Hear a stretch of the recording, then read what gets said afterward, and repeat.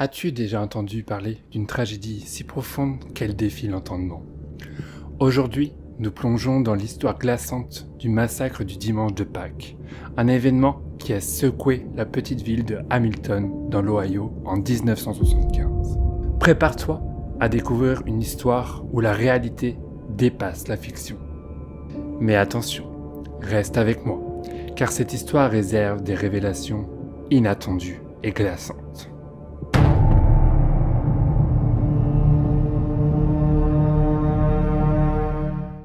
Plaçons tout d'abord le contexte.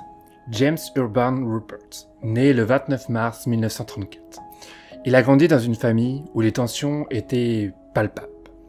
Sa mère, Charity, lui reprochait de ne pas être la fille qu'elle avait espérée, tandis que son père, Léonard, était connu pour son tempérament violent.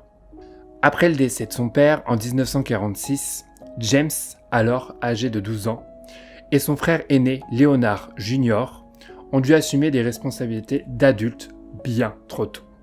Léonard Jr. est devenu le pilier de la famille, réussissant brillamment sa carrière d'ingénieur et fondant une famille nombreuse avec sa femme Alma. En revanche, James peinait à trouver sa voie, enchaînant les échecs professionnels et personnels, vivant toujours chez sa mère à l'âge de 40 ans. Alors, imaginez-vous vivre dans l'ombre de votre frère. Ressentez-vous la pression que James pouvait endurer ?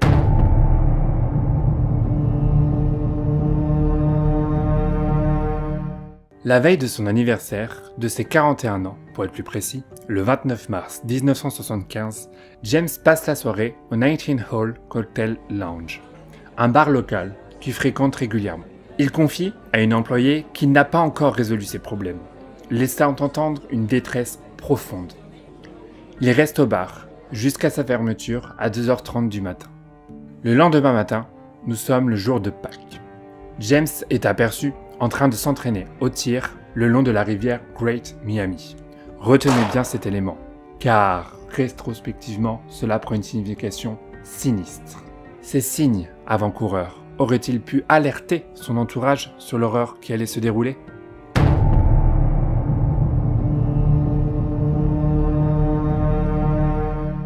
Nous sommes donc le 30 mars 1975, jour de Pâques. La famille Rupert se réunit au domicile de Charity, au 635 Minor Avenue. Léonard Jr., sa femme Alma et leurs 8 enfants, âgés de 4 à 17 ans, sont présents pour célébrer ensemble le jour de Pâques. Le repas se déroule et tout se passe bien. On enchaîne les plats, il y a des rires, des potins, bref, une fête de famille. Mais tout va basculer. Aux alentours de 16h, James descend de sa chambre armé d'un 357 Magnum, de 2 pistolets calibre 22 et d'un fusil.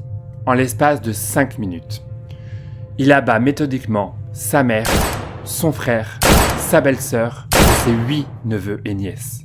Il ne leur laisse aucune chance. Au total, 35 balles sont tirées, ne laissant vraiment aucune chance aux victimes.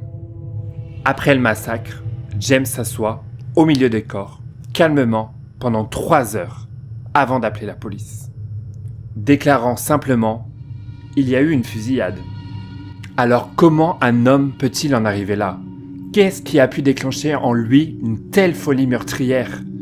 Abattre sa propre famille, sa mère, son frère, des enfants ? Les autorités arrivent sur place, et ce qu'ils découvrent est indescriptible. Je vous préviens. Les détails sont glaçants.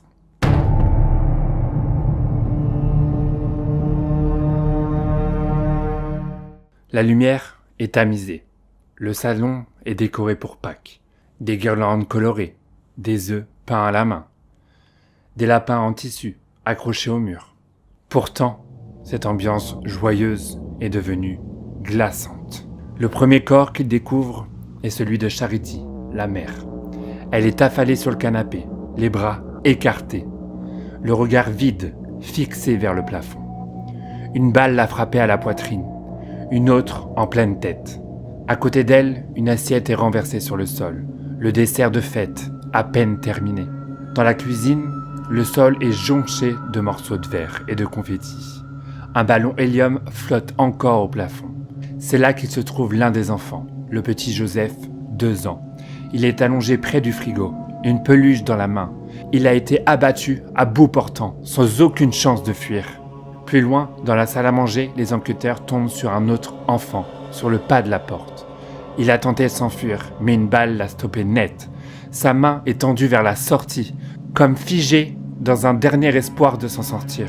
Dans chaque pièce, les corps sont répartis comme si la mort les avait surpris, en pleine conversation, en pleine vie. Aucune trace de lutte, aucune tentative de défense, seulement le silence. Un silence assourdissant, chargé de l'horreur de ce qui vient de se passer. Un enquêteur dira plus tard que la scène ressemblait à une photo figée de l'enfer, comme si quelqu'un avait mis sur pause un cauchemar. Le sol était couvert de jouets d'enfants, mais aussi de sang. Des crayons de couleur, des petites voitures, un dessin, encore accroché au frigo, représentant une maison souriante, familiale, sous un arc-en-ciel.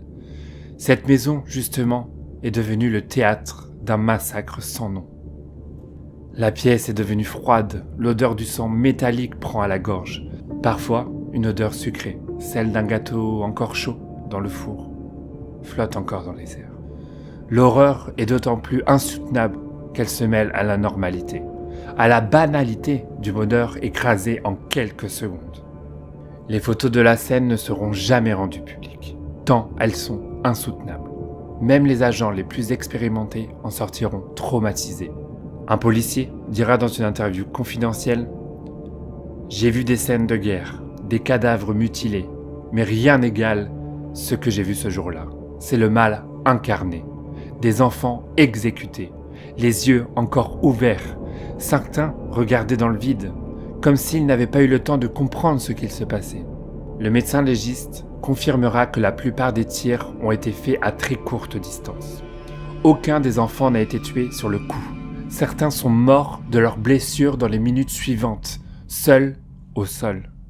Les enquêteurs retrouvent également des lettres, des carnets et une Bible ouverte dans la chambre de James. Il y a écrit au stylo rouge « C'est la volonté de Dieu, la lumière viendra après le sang ». Ce n'est plus un simple massacre, c'est une mise en scène, une exécution rituelle motivée par une croyance délirante. Une famille entière sacrifiée. James Ruppert est immédiatement arrêté et inculpé de 11 chefs de meurtre aggravés.